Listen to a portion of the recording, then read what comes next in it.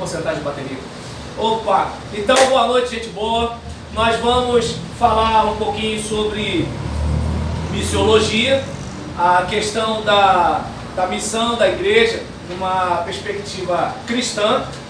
E a gente vai estar falando sobre esse conjunto de estratégias que a gente precisa ter para compartilhar a mensagem do Evangelho com as demais pessoas. E o que acontece? O missiólogo, ele não é necessariamente o missionário. O missiólogo é aquela pessoa que estuda o trabalho missionário. É como, digamos, a gente está fazendo, mas por que faz? Como faz? Quais são os resultados? Onde a gente faz? Então, não é uma coisa que assim, a gente vai na orelhada. Assim, eu vou, estou na mão de Deus e tudo, não, é um negócio estratégico. Por isso, né, é um estudo que trata do trabalho missionário. E aí, em relação, né, à proposta da introdução, o instrumento de Deus para alcançar toda a terra é e sempre foi o trabalho de divulgação da sua palavra e de sua vontade. Hoje, podemos dar um nome a esse mecanismo: missões. E aí, a gente vai falar sobre a perspectiva histórica de missões, a perspectiva sociológica, a perspectiva cultural e também estratégica de missões. Então, indo para a perspectiva histórica, a proposta aqui é a gente compreender melhor o trabalho de missões realizado no mundo, o progresso desse trabalho realizado no mundo, as lutas, as adversidades, né, as resistências, as circunstâncias vividas por missionários e nisso a gente vai refletir um pouco sobre aquilo que aconteceu até os dias de hoje. Hoje estamos aqui porque alguém antes de nós fez alguma coisa, como também depois de nós alguém vai receber uma herança do que estamos fazendo. E isso enche meu coração de temor, porque eu olho para a minha geração, agora momento #desabafo, eu olho para a minha geração e eu fico pensando, se aquela geração guerreira de 2 séculos atrás, de 1 século atrás, de 50 anos atrás, deixou isso que deixou, o que a geração Nutella vai deixar para o próximo século? Não sei. Mas vamos seguir. E aí, a Bíblia é um manual de missões que apresenta o plano redentor de Deus. A palavra do Senhor nos torna cientes de que o objetivo primordial da Trindade é a redenção da humanidade e que a obra missionária é o canal para o cumprimento desse plano. Então, a gente verifica, né, que o Pai é criador e sustentador do universo, o Filho como o Salvador, o Redentor, o Resgatador dessa criação, e o Espírito, aquele que vai trabalhando dentro dos corações das pessoas, selando, trabalhando, batizando, de modo que essas pessoas elas venham viver a vida do Espírito, viver a vida de Deus, viver aquilo que Deus estabeleceu para a sua criação. Eu, por exemplo, do final do ano para cá, eu tenho falado um pouco sobre arco e flecha lá na igreja, em relação à questão do propósito e do alvo, que você foi preparado por Deus para um alvo, para um propósito. E quando você descobre isso, você vai viver em função desse propósito. E qual o problema da criação?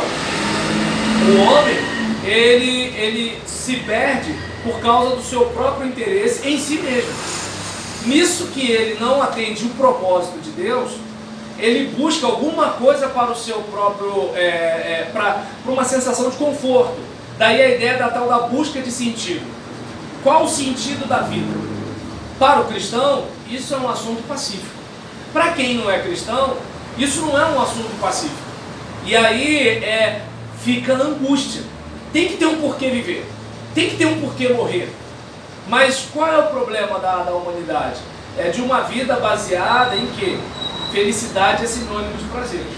Eu costumo muito falar sobre a diferença de prazer com felicidade, em relação à felicidade, usando dois exemplos, a parturiente e o cracudo. Se você, talvez alguém pergunte, nada a ver. Não, sim, tem a ver. Se você olhar, por exemplo, a parturiente, ela não está tendo prazer naquele momento. Ela está sofrendo. Se você olhar para o cracudo, naquele momento ali, ele está tendo prazer.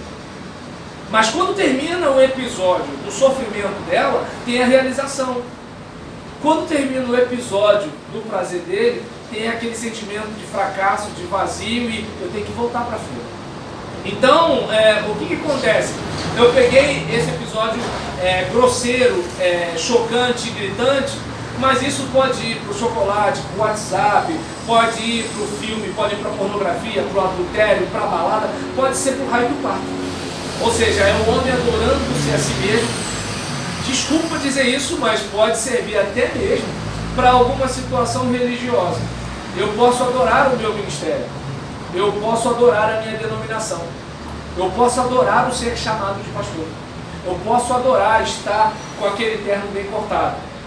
Não estou falando aquele negócio da companhia do terno, aquele terno de segurança, não. Estou falando um negócio, né? E aí assim, eu posso adorar essas coisas.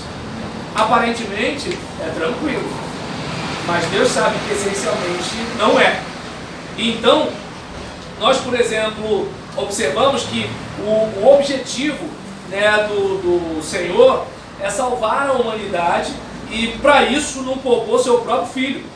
E essas palavras provam que para todos, que missões não são produto do coração humano.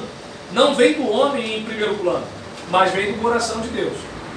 E agora que eu estou começando a observar o Felipe com o PH, que vai ser legal, nem que fique de longe, o microfone ligado. É por causa do ruído da rua, então, claro, sem problema, é tranquilo, aqui tudo é ao vivo.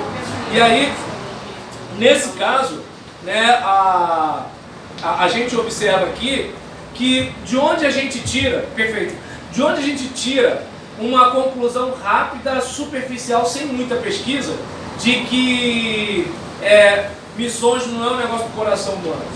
Porque todo negócio que a gente empreende é para trazer algum tipo de retorno, algum tipo de lucro, algum tipo de benefício.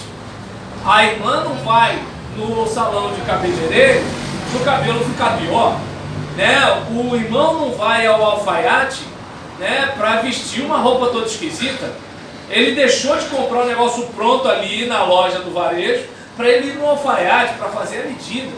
Então todo mundo que faz algum tipo de investimento pensa em algum tipo de retorno. Agora, se você pensar em missões, você gasta bastante dinheiro e aí, se vier bastante gente, não é bastante gente que dá bastante dinheiro. Geralmente é uns R$2, né? Porque o que acontece?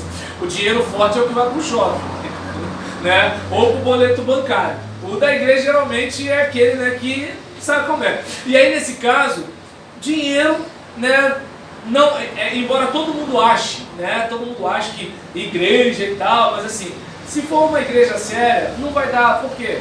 Porque vai ajudar alguém no remédio, vai ajudar alguém com não sei o que lá, né? Assim, se fosse uma igreja empresa, e a gente não vai discutir isso aqui, tudo bem.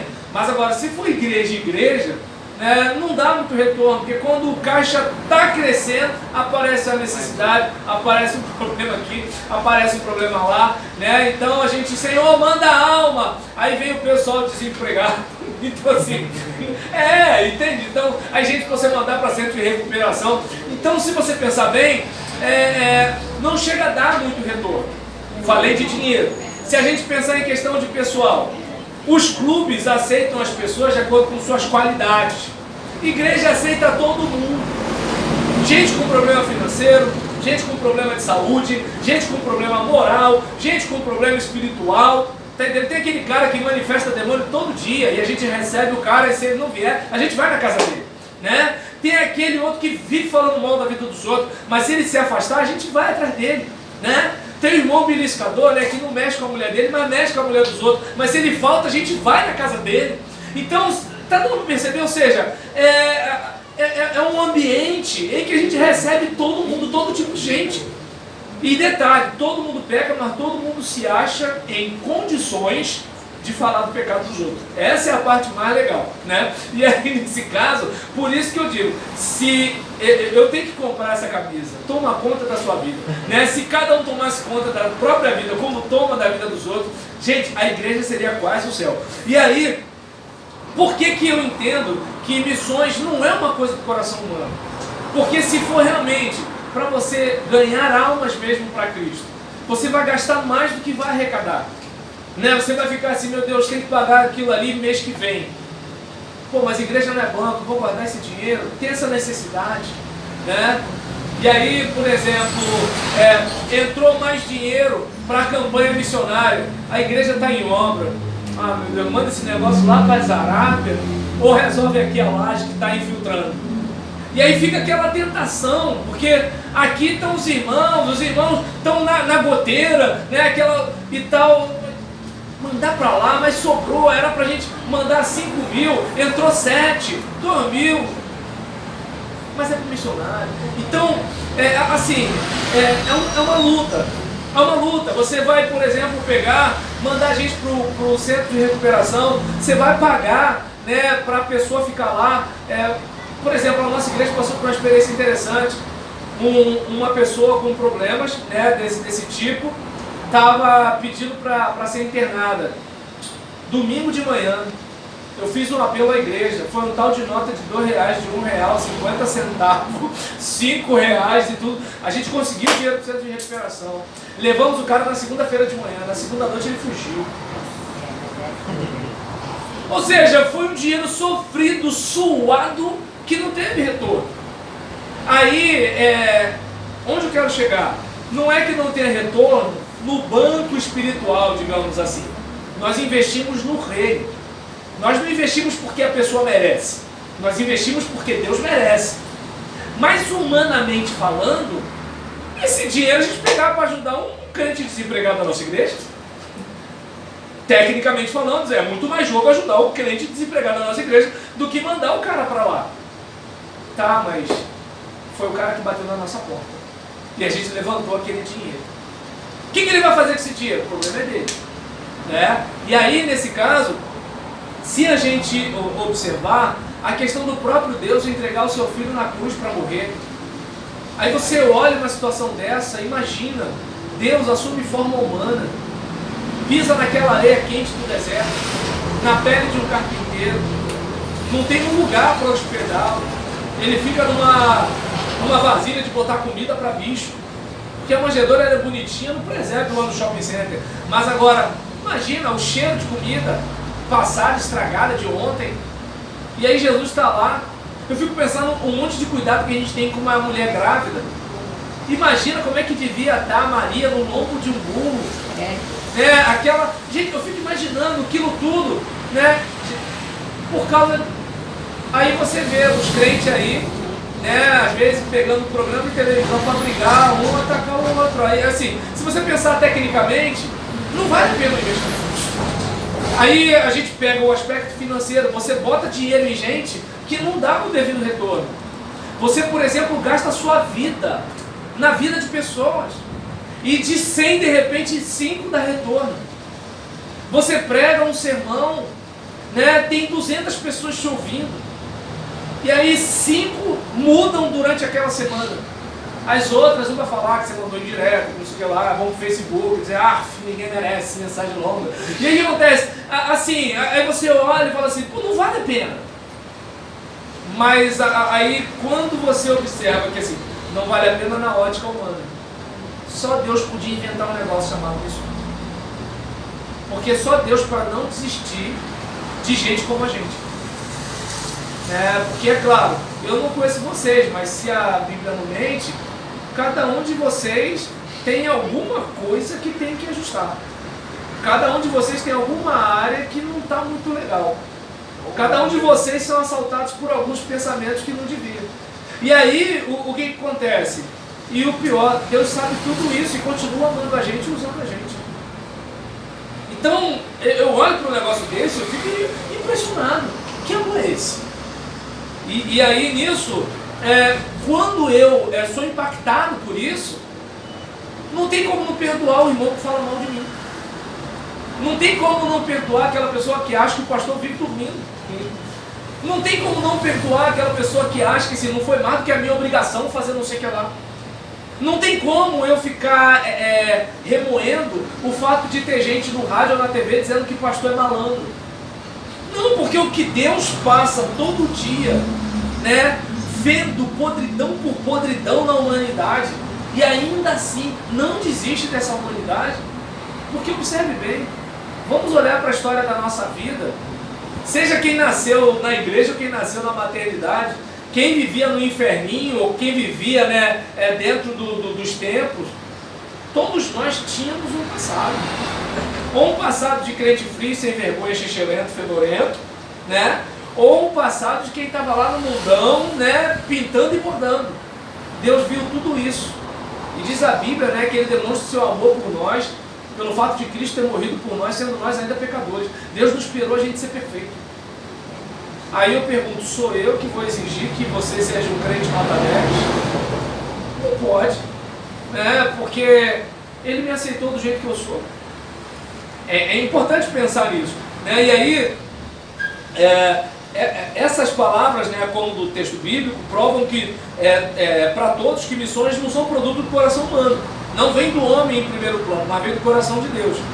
E a Bíblia, né, que é a fonte da missiologia numa perspectiva cristã, no nosso caso protestante, né, evangélica, a Bíblia é um manual de missões que apresenta o plano redentor de Deus. A palavra do Senhor nos torna cientes que o objetivo primordial é o quê? É a redenção, é o resgate, é uma humanidade vendida. É importante a gente observar isso.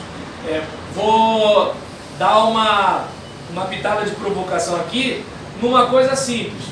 A ministra, né, dos direitos humanos, agora há pouco, tinha falado, né, menino veste azul, menina veste rosa. E todo mundo ficou escandalizado. Mas ninguém ficou escandalizado de, né, uma menininha estar com a sua responsável no museu apalpando um homem nu. E aí você olha, quer dizer, eu não sei se apalpou, né, mas parecia. E aí nesse caso, né, se não apalpou, pelo menos viu, né? E aí, assim, diante de uma situação dessa, você olha e fala assim, esse é o mundo que a gente vive. Em que, por exemplo, uma coisa como dizer, menino usa azul e menina usa rosa. A gente não tem, né, o outubro rosa e o novembro azul, então não vai ter mais nem o outubro rosa nem o novembro azul por causa disso. Entende? Chá revelação, a gente não usa a cor azul, a cor rosa. É claro que, por exemplo, eu tenho camisa rosa, eu não vou deixar de usar uma camisa rosa por causa disso. Mas a ideia é que assim, se convencionou que o azul aponta para o masculino e o rosa para o feminino.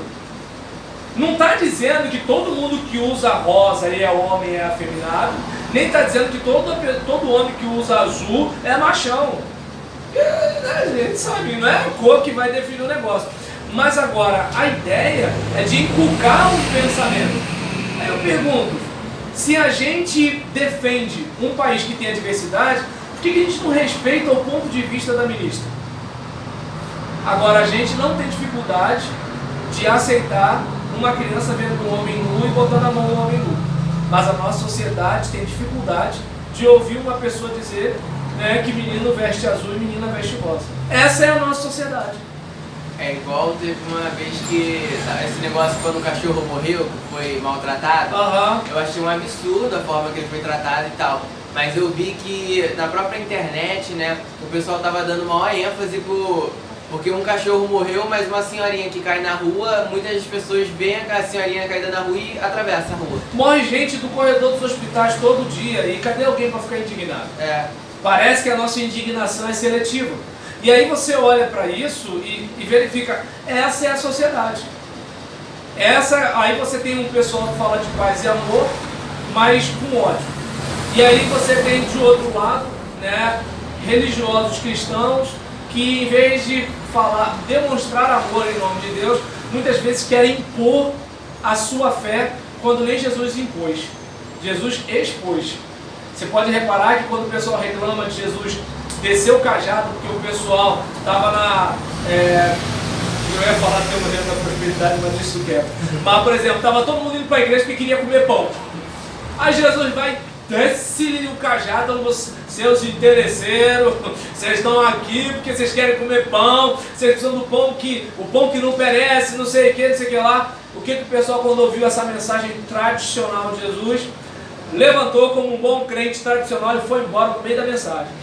Se é o pastor Roberlan, eu ia ficar preocupado com o meu ministério, ia fazer uma pesquisa de opinião, eu ia chegar e perguntar para minha esposa Gisele onde foi que eu errei, né? Ia ter gente falando assim, pastor, você exagerou, foi muito duro e tudo tal. Bem, Jesus, como ele não era preso a nada, ele chegou e falou assim, e vocês que estão aí, não querem também não? Né? E tem gente que acha que, não, meu pastor é Jesus. Não, filho, se você não consegue lidar bem com o pastor de Paparica para não te perder, não, Jesus não. Jesus era bem firme. E aí, nesse caso, né, o que o pessoal está chamando de Jesus hoje é um Papai Noel, porque Jesus era o bicho. E aí, nesse caso, o que acontece? Você olha para aquela situação, né, Jesus faz um negócio daquele tipo, o pessoal fica chateado e vai embora. E Jesus age daquele jeito. E você, por exemplo, observa quando Pedro chega e fala, não, Senhor, tem compaixão de ti mesmo, vai se oferecer para morrer na cruz e tudo tal. Olha, para trás de mim, Satanás, né, porque você não cogita das coisas de Deus. E aí você tem aquele outro momento em que Jesus vai lavar os pés dos discípulos e Pedro fala, não lava o meu pé não. E aí nisso Jesus fala, olha, se eu não lavar os seus pés, você não tem parte comigo. Você repara o seguinte, Jesus ele dá uma prensa, ele dá uma chamada, mas ele não força. Não quer lavar o pé? Não tem parte comigo, mas eu não te obrigo. Não quer ouvir a mensagem? Pode ir embora. Eu não vou te obrigar a ficar. Aí você olha, por exemplo, Jesus não fez isso. E às vezes nós, os religiosos, entendemos que todo mundo tem que ser do nosso jeito. Só que ninguém tem que ser do nosso jeito. Porque quantas vezes nós não somos do jeito de Deus e Ele continua usando a gente? Ou você acha que você satisfaz plenamente a justiça de Deus? Eu não satisfaço. Entende como é que é o negócio? E aí a gente, por exemplo, precisa olhar para essa palavra e verificar o seguinte, o homem está vendido ao pecado. E Deus olha esse homem vendido e quer resgatar esse homem. E aí, qual é o problema? O problema é que nesse percurso a gente pode ser traído. Traído pelo quê? Pela cultura do nosso tempo. E a cultura do nosso tempo, de acordo com a época, as pessoas leem a Bíblia e entendem que pode ter escravo. Muda a época, a gente entende que de acordo com a Bíblia não pode ter escravo. Passa um período, a gente entende, né, que não tem como você ser cristão, convertido e ser homossexual. Aí passa um tempo, vem um entendimento bíblico que você pode ser cristão, convertido e homossexual. Você percebe como é que a gente pode ser muitas vezes tentado a colocar no texto uma coisa que o período original não propunha? Entende como é que é o negócio? Então você verifica que você tem que desconfiar sempre, né, da sua carne. Você tem que estar atento. Eu estou legislando em causa própria? Eu estou jogando a meu favor? Ou eu realmente estou desinteressado no reino? E se eu não estou desinteressado, sonda, meu Deus. Conhece meu coração. Prova meus pensamentos. Vê se em mim algum caminho mau e guia-me pelo caminho eterno. Porque a tendência da gente, quando lê a Bíblia, é sempre ver o outro como vilão e a gente como mocinho. Quando eu leio sobre Saul e Davi, quem é Saul? Saul é meu pastor, eu sou Davi. Nunca é meu pastor Davi, eu sou Absalão. Não está dando para entender como é o negócio? Aí, José, vendido pelos irmãos. Eu sempre sou José. Eu nunca sou os irmãos de José. Está dando para entender? Então, assim, não, vamos ler a Bíblia como se nós fôssemos os vilões da história. Senhor, trata o meu coração. O que tem de errado na minha vida? Eu estou entrando para cavar, para ver se eu encontro coisa que não presta, para tirar. Agora, se eu só vejo, né, quero pregar hoje, sermão tal. Mas aí entrou o irmão fulano, pronto, já mudou o sermão, porque agora o sermão vai ser outro só para o fulano de tal. Entende? Ou então vamos orar, né? E aí eu vou e começo a fazer pedidos de oração que é exposição da fragilidade dos outros. a minha eu não quero que ninguém exponha, né? E aí às vezes na hora de orar, como disse Jesus aqui, e um homem orando de si para si.